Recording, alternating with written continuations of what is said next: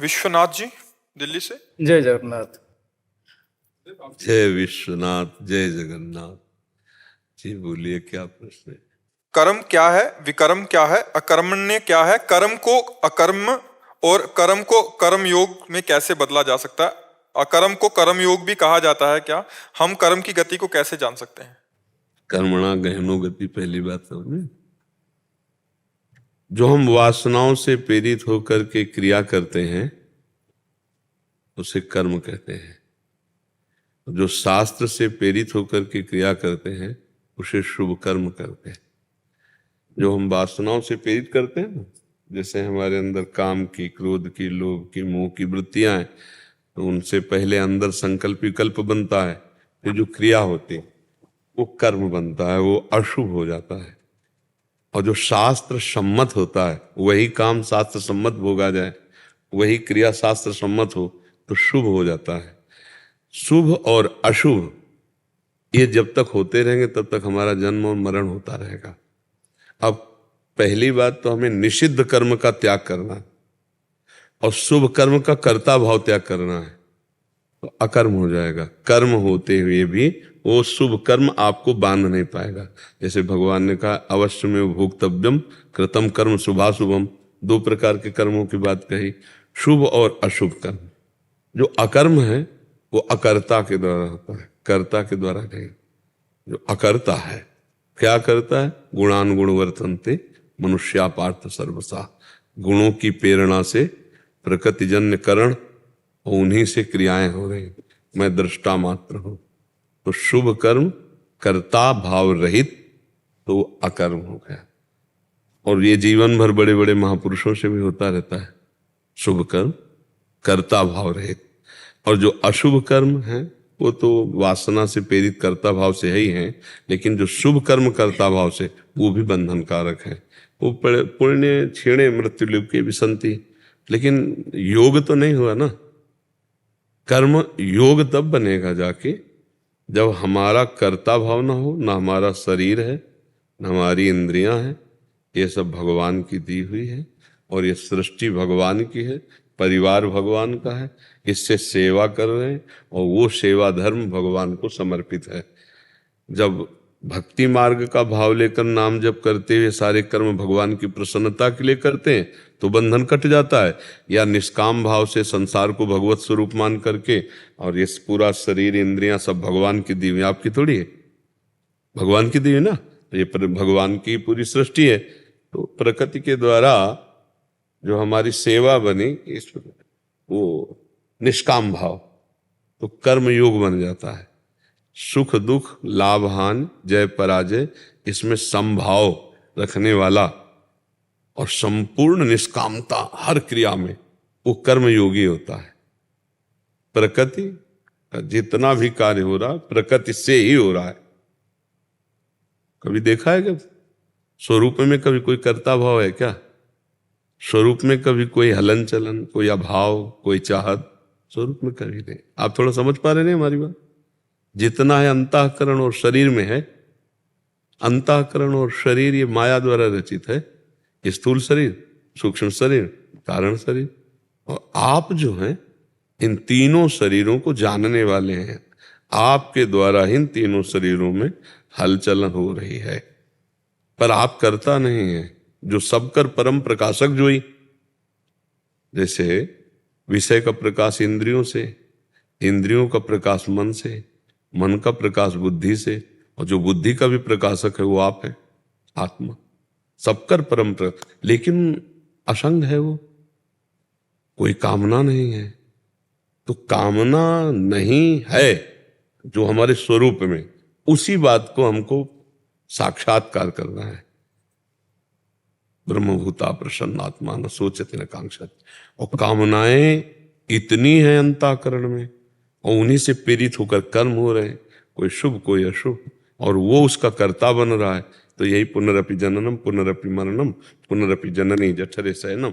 अब अकर्म हो जाए, कर्म होते हुए भी अकर्म हो जाए, फल देने लायक न रह जाए, वो होता है निष्काम भाव से भगवत समर्पित। तो जैसे भुना हुआ दाना पुनः उसमें अंकुरण नहीं होता, ऐसे जो कर्म भगवत अर्पित होते हैं या जो कर्म निष्काम भाव से किए जाते हैं वो योग बन जाते हैं, और ऐसे जो कर्म किए जाते हैं वो बंधन कारक होते हैं। उसे अवश्य में भोक्तव्यम कृतम कर्म शुभा अशुभम, शुभ और अशुभ। लेकिन वही कर्ता भाव त्याग करके, अब कर्ता भाव ऐसे त्याग देगा, बिना अंतःकरण पवित्र हुए, बिना सदगुरु का सेवन किए, बिना तत्व ज्ञान हुए कर्ता भाव छूट जाएगा क्या? लाख समझाओ लेकिन रहता है ना, मैं खा रहा हूं, मैं देख रहा हूं, मैं पी रहा हूं, मैं चल रहा हूं, मैं सू। और वो पुरुष कैसा होता है? वो देखता हुआ, सुनता हुआ, खाता हुआ, पीता हुआ, चलता हुआ, भोगता हुआ भी कुछ नहीं करता। विषयान ग्रहणन तो मुंचंत हुआ।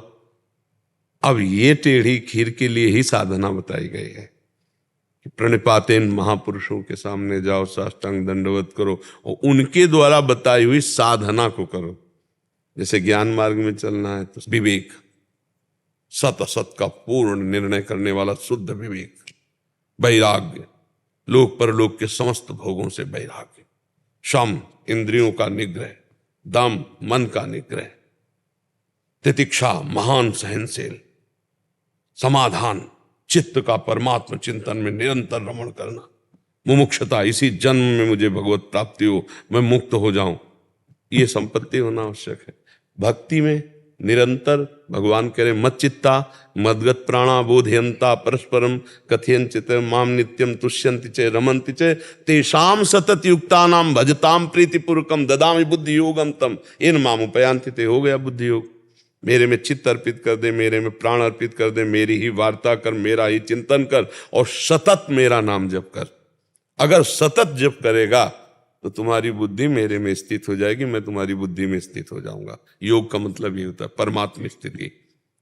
भगवान कह रहे मय्येव मन आदस्सो मैं बुद्धिम निवेश है। ये चाहे कर्म योग से चलो तो शरीर इंद्रिय अंतःकरण से संबंध रहित होना है, चाहे ज्ञान योग से चलो तो इससे अलग होना है, और चाहे भक्ति योग से चलो तो इसमें समर्पण योग आ जाता है। ये तो सर्वाणि कर्माणि मयि सन्न्यस्य मत्पराः अनन्ये नैव योगेन माम ध्यानत उपासते तेषाम् अहं समुद्धरता मृत्यु संसार सागरात। समर्पित हो जाए। बिना भगवत समर्पित हुए, बिना निष्काम हुए, बिना स्वरूप बोध हुए योग नहीं बनता है, क्योंकि वो कामना, वासना, इच्छा इसी को लेकर के कर्म होते हैं, और फल पर इतनी आसक्ति होती कि अनुकूल आया तो हर्षित, प्रतिकूल आया तो शोकित, वो द्वंद्वों के अंतर्गत रहता है। लेकिन द्वंद्व विमुक्ता ये स्थिति तो योगी की होती है, कर्म योगी की। और जो सुख दुख समय कृत्वा लाभा लाभो जया जयो, ये कर्म योगी का भाव होता है। सुख दुख में, लाभ हानि में, जय पराजय में समान भाव रहता है। तो जो कर्म की बड़ी सूक्ष्म गति है, पर मोटा मोटा इतना समझ लीजिए कि जब तक करता है तब तक उसका योग नहीं हो सकता, वो बंधन कारक है। चाहे उसे अकर्म कहो, चाहे विकर्म कहो, चाहे शुभ कर्म कहो, चाहे निषिद्ध कर्म कहो, करता है वो बंधा हुआ है ऊंचे नीचे लोकों में। करता हटा सब खत्म। जैसे भुना हुआ बीज कभी अंकुरित नहीं होता, ऐसे उसका कर्म उसे बांध नहीं।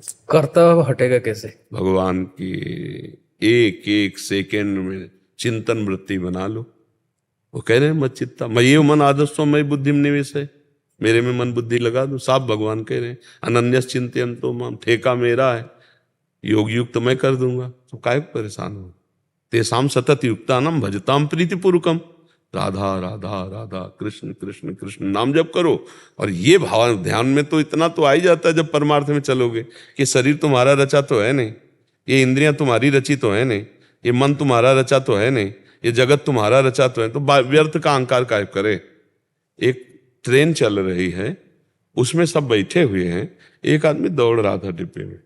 उसे बोले क्यों दौड़ रहा है? बोले अमुक स्टेशन जाना है। बोले बावरे ट्रेन चल रही, तू बैठ जा, तू बैठ जा, ये गुणों का चक्र चल रहा है, गुणानुगुण वर्तनते, सब दौड़ रहा है। अंतःकरण एक क्षण भी बिना क्रिया किए नहीं रह सकता। शरीर हाथ पैर बांध दो तो अंतःकरण से क्रियाएं एक क्षण भी, वो हर समय। और जो समाधिस्थ हो गए महापुरुष, वो क्रिया रहित है, क्रिया करते हुए शरीर से हो रही पर वो करता नहीं है। बड़ा मतलब इस समय हमको बहुत बड़ी आवश्यकता पहले अंतःकरण शुद्धि की है, और अन्य साधनों में अंतःकरण शुद्ध होने में बहुत समस्या है। और भगवान नाम जब बहुत जोर कलि में, इसीलिए ये कलिकाल मलायतन मन कर देख विचार से रघुनाथ नाम बिन नाहि नानाधार। किस साधन की, जिस साधन की तरफ देखो विक्षेप ही विक्षेप कलयुग डाले हुए है। व्यभिचार का इतना अंदर मांग बढ़ रही है व्यक्तित्व में। आप सब बैठे हो देखने, आप सब बैठे तो भगत ही तो बैठे हो, भक्त होते हुए भी आप देखो मन में कितना इंद्रियों में व्यभिचार दोष है, मांग अंदर की। कलयुग का प्रभाव देखो, युग धर्म का प्रभाव। रसेंद्री का अपना स्वभाव देख लो, जनेन्द्री का अपना स्वभाव देख लो, नेत्रेंद्री का अपना स्वभाव देख लो। हमें लगता है कलिकाल है, नाम जप करो और जितने कर्म करो उनको भगवान को समर्पित करते जाओ। जो जो समय है, समय के अनुसार या एक एक वृत्ति के अनुसार भगवान को समर्पित कर दो, सब मंगल हो जाएगा। चाहे वो हमसे अगर भूल चूक से अशुभ भी हो जाता है, तो जैसे आग में डाला गया चंदन या लोहा या विष्ठा, तीनों आग स्वरूप हो जाते ना। आग भेद तो नहीं रखती ना कि ये चंदन है, ये लोहा है और ये विष्ठा है, तीनों को अपना स्वरूप प्रदान कर देती है। ऐसे साफ भगवान के चरणों का आश्रय लेकर के सब कुछ समर्पित कर दो। ये तो सर्वाणि कर्माणि यत् करोषि, भगवान कह रहे ना यत् करोषि, निपट जाओगे। हम कहाँ तक भेद लगाएंगे। कभी कभी सत्य बोलना भी नरक का हेतु हो जाता है, कभी कभी असत्य बोलना भी बड़ा उत्तम लोकों में जाने का, असत्य बोलना भी बड़ा सूक्ष्म विषय कर्म का है। कई ऐसी घटनाएं हमने शास्त्रों में पढ़ी। एक गौवध के लिए गौ के पीछे जा रहे और वो सत्य बोलने वाले थे, माला चला, उनका गौ किधर गई, बोले वो है, वो नरक गए। किसी के प्राण बच रहे हैं, आप झूठ बोल दिए तो आपको उत्तम। कई बार हिंसा करने वाला भी वो बड़ा पवित्र हो गया, हिंसा करने वाला मतलब। तो कर्म की बड़ी सूक्ष्मता। यही पूछ रहे थे द्रौपदी जी भीष्म जी से, क्या ये धर्म है? तो कहते थे धर्म का सूक्ष्म स्वरूप युधिष्ठिर जानता है बेटी, बड़ा सूक्ष्म स्वरूप धर्म का है, ऐसे कर्म का बड़ा सूक्ष्म स्वरूप है। सनकादि से एक बार निमि जी ने प्रश्न किया था, वो मौन हो गए थे, उत्तर नहीं दिया। वही प्रश्न जब नवयोगेश्वरों से किया भागवत में, तब वो उत्तर दे रहे हैं। तब उन्होंने पूछा कि पहले मुझे बताओ सनकादि ने क्यों नहीं बताया? बोले उस समय आप अनाधिकारी थे, आज आप अधिकारी हुए हैं, तो आप जो प्रश्न कर रहे हैं उसका मैं उत्तर दे रहा हूं। भागवत में बड़ा वर्णन है और गीता जी में बड़ा सुंदर वर्णन है। तो हम कर्म योग के द्वारा, हम भक्ति योग के द्वारा, हम ज्ञान योग के द्वारा, तीनों के द्वारा एक काम जरूर सब करते हैं, शरीर संसार से राग रहित होकर परमात्मा का चिंतन, चाहे वो ब्रह्म रूप में हो, चाहे वो भगवान रूप में हो, और चाहे वो परमात्मा रूप में हो। योगी परमात्मा कहता है, ज्ञानी ब्रह्म कहता है, भक्त भगवान कहता है। और करना सबको यही है, राग रहित होना इस शरीर और शरीर की क्रियाओं से, और भगवान का चिंतन, तभी परमात्मा प्राप्ति होगी। निष्काम भाव से भगवत प्रीत्यर्थ किया हुआ कर्म कर्मयोग हो जाता है, जो भगवत प्रीत्यर्थ हो जाए। और जो अपनी दुर्वासना से शास्त्र विरुद्ध होता है वो अशुभ कर्म होता है। और जो हमारी शास्त्र विधान के तस्मात् शास्त्रम प्रमाणन्ते कार्याकार्यो व्यवस्थितो, जो शास्त्र प्रमाणित होता है वो शुभ कर्म हो जाता है। और जो भगवत समर्पण के लिए होता है वो हमें संसार सागर से जरूर पार कर देता है। तो निष्काम कर्म, भगवत समर्पित कर्म, या ज्ञान के द्वारा कर्ता रहित गुणानुगुण वर्तनते, सब कर्म कर्म हो जाते हैं, कोई भी उसे दंड नहीं दे सकते। कई कई जगह ऐसा होता है कि जो पुण्य कर्म माना जाता है वो पाप हो जाता है, कभी कभी पाप कर्म भी पुण्य कर्म बन जाता है। बहुत शास्त्र में कर्मों की सूक्ष्मता का वर्णन है। इसलिए हमें तो इतना लगा है कि भगवान की शरण में होकर नाम जप करते हुए, और जितना हमें लग रहा है कि ये पाप कर्म है उसका त्याग करके सत्कर्म जो कर रहे हैं वो भगवान को समर्पित कर दे, तो इसी जन्म में हमें भगवत प्राप्ति हो जाएगी। क्यों? समझ रहे हैं?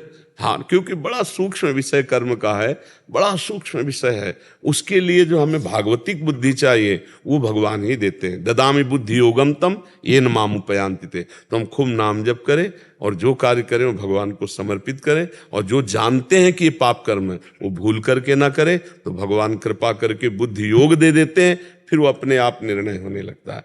फिर जैसे अर्जुन के रथ का लगाम भगवान पे पकड़े घोड़ों की बैठे ना, ऐसे यही भगवान हृदय में बैठ जाते, फिर उससे गलती नहीं होती। भगवान ही ज्ञान स्वरूप होकर बैठ जाते हैं और वो संभाल लेते हैं। तब एक एक सूक्ष्म बात समझ में आती है। ऐसे बहुत बुद्धि मलिन है, बहुत स्थूल बुद्धि हो गई, भोग बुद्धि हो गई। सोचो कामना के बिना हम रह कैसे सकते हैं, ऐसी बुद्धि निर्णय दे रही। कर्म करना, कर्तव्य पालन करना, समाज सेवा करना, लेकिन भगवत प्राप्ति के लिए, वो वासना की पूर्ति के लिए नहीं। लेकिन हमें लग रहा है कि 100 में कोई एक आध भले विचारवान हो, नहीं तो 100 के 100 ही केवल वासना पूर्ति के लिए कर्म हो रहा है, भगवत प्राप्ति के लिए नहीं। कर्म योग नहीं बन रहा, कर्म बन रहा है। निष्काम भाव से कहाँ, अगर हम किसी को पानी भी पिला देते हैं तो आशा रखते हैं कोई धन्यवाद बोले, नहीं आशा रखते, तो फिर कर्म निष्काम कहाँ हुआ। तो हमें लगता है कि इस कलिकाल में भगवान का नाम जप और जो कर्म जैसे वो भगवान को समर्पित, तो भगवान हमारी बुद्धि शुद्ध कर देंगे। फिर हमें समझ में आ जाएगा कि हमारा कल्याण, हमारा भगवत प्राप्ति या तत्व ज्ञान बिल्कुल सहज सरल हो जाएगा। नहीं तो बहुत कठिन है। छोटी छोटी ऐसे अपराध की प्रवृत्तियां हैं कि जन्म भर के किए हुए सुकृत कर्म सब भस्म हो जाए। मान लो एक वैष्णव निंदा कर दो तो किए सुकृत बहु जन्म के क्षण में डायरेक्ट हो। एक कर्म सारे कर्मों को भस्म कर देगा, जितने सुकृत है। भगवत प्राप्ति तो अत्यंत दुर्लभ। इसलिए कलयुग में या हर युग में भगवान के चरणों का आश्रय और भगवान के भगवत प्रेमी महात्माओं से सत्संग, चर्चा और नाम जप और सारे कर्तव्य कर्म, घर परिवार मकान नौकरी जितना भी जो, वो सब भगवान को समर्पित, तो इसी जन्म में भगवत प्राप्ति हो जाएगी। अगर हमारी बात समझ में आ रही हो, समझ में आ रही?